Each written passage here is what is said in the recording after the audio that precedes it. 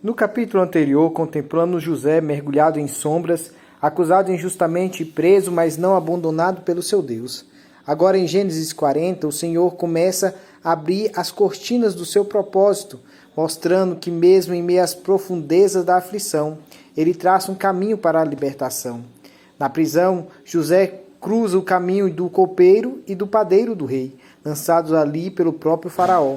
O Senhor, que em tudo cuida dos seus, coloca José em uma posição de ministrar a esses homens. Ambos têm sonhos misteriosos e José, mesmo nas suas angústias, mantém o seu coração atento ao clamor dos seus companheiros de cela. Ele ouve, ele vê e com ousadia declara: as interpretações pertencem ao Senhor. José não recusou, nem se escondeu.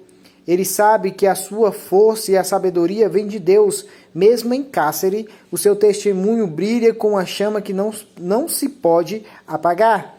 José interpreta os sonhos. Um é a promessa da vida, o outro é o anúncio da morte. Ao copeiro, a esperança da restauração. Ao padeiro, a certeza do fim. Aqui vemos a fidelidade de Deus é revelada no que está oculto. A profecia de José se cumpre exatamente como ele havia interpretado. O copeiro é restaurado, mas, como tantos na prosperidade, esquece do seu benfeitor. E José permanece mais uma vez na escuridão do esquecimento humano.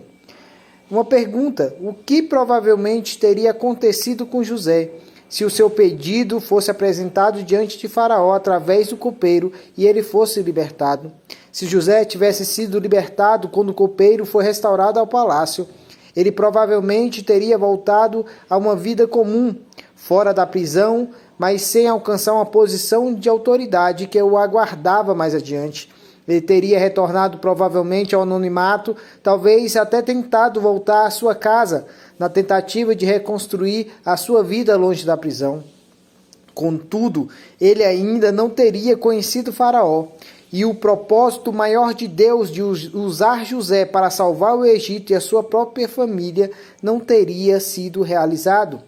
Então esse atraso foi providencial. O esquecimento do copeiro permitiu que José permanecesse onde ele estava até o momento em que Faraó tivesse sonhos perturbadores, para os quais ninguém no Egito tinha resposta. Só então o copeiro se lembrou de José, e ele foi chamado para interpretar os sonhos de Faraó.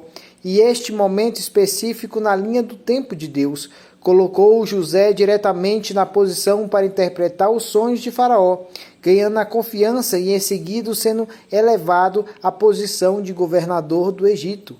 É assim o Senhor nos ensina: o sofrimento e o silêncio não são a ausência de Deus, mas preparação. José foi testado como ouro no fogo, mas a sua fé não esmureceu. Ele perseverou, mesmo quando não havia sinais de alívio, pois ele sabia que a mão de Deus estava com ele, e no tempo certo o Senhor viria. No próximo capítulo, o Senhor moverá o coração de Faraó, abrindo as portas do palácio, trazendo José à presença do rei, e assim vemos que a história de José nos ensina a esperar em Deus, num Deus que não falha, mesmo quando tudo parece obscuro e distante.